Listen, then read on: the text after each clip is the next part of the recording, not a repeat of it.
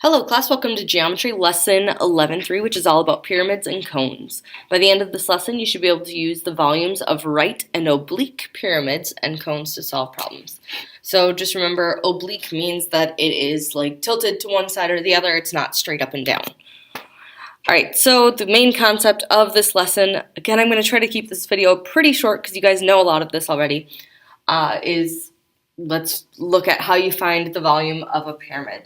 So the volume of a pyramid is really similar to what we did yesterday with the volume of the prisms and cylinders, where you find the area of the base, you multiply by the height, but since it's the volume of a cone or pyramid, you also multiply by 1/3, or you can just say the area of the base times the height divided by 3.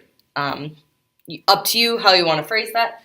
The really important thing that the book will try to trick you with is the height. The height always needs to be the height of it basically going through the center. It can't be the height going down the side of the pyramid. If you can slide down it, that is not the height, okay? Same with cones. The cone needs to be the straight up and down right angle to the bottom of the shape or the top of the shape, whatever the way the shape is facing, but the flat portion. Okay, so if you have something that goes down like the side of the pyramid, so you can slide down the side of the pyramid, or if you're thinking of the pyramids, if you can walk up the steps are considered something called slant height. And when you have that slant height, okay, so we just slid down that side, we usually know the length of the base. And so let's say our whole base was 10 units or something. We cut it in half. We draw the straight up and down height. And then usually we're given something like that. And you can Pythagorean theorem to find out the height. And you'll do that with cones and pyramids, where you take the slant height, so the side that you slide down, usually half of the base, and you do Pythagorean theorem to solve for the height. That's the trickiest part of basically this lesson. The next tricky part is the volume of composite figures, and the only reason it's tricky is because you guys don't like to do a lot of steps, and sometimes it involves a lot of steps. So let's quickly talk through what those steps would look like. So Caitlin is making a concrete animal sculpture. Yes, I know you guys are looking at that sculpture and saying, what on earth is that? I had the same reaction. You're not alone. Okay, so Caitlin is making a concrete animal sculpture. Each bag of concrete mix makes 0.6 feet cubed of concrete. How many bags of concrete mix does Caitlin need? Calculate the volume of each part. So if I look, I have a pyramid, a yellow pyramid up top.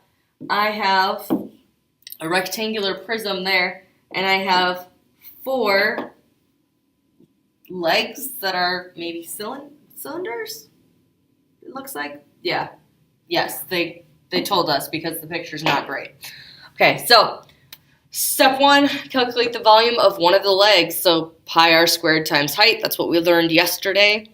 And then ultimately you would multiply that by 4, right? Because there's 4 legs.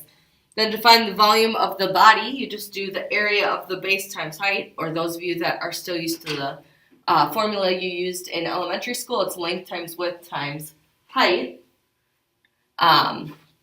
And that's the same idea. And then the third step, calculate the volume of the head, which is the pyramid. So area of the base times height divided by 3. And that's the number you get. Calculate the total volume by adding all of those things together.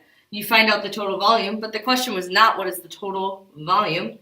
It was how many bags of concrete mix does she need. So you have to convert from the inches cubed to cubic feet in order to determine the amount of concrete needed.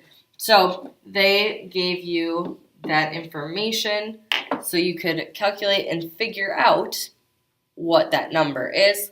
So in order to make the sculpture, she needs 4.9 feet cubed of concrete. And she also, if you then divide that by how much mix comes in each bag, you are left with about 8.2 bags, but you can't go to a store, cut open a bag, and take 0.2 of it. You have to buy a whole nother bag. So she needs to buy 9 bags of concrete mix to make this lovely thing, we'll call it, okay? So that's everything for the lesson. Area, volume of pyramids and cones. Don't forget to divide by 3 or multiply by 1/2. Otherwise, pretty much the same as what we did yesterday. Have a great day.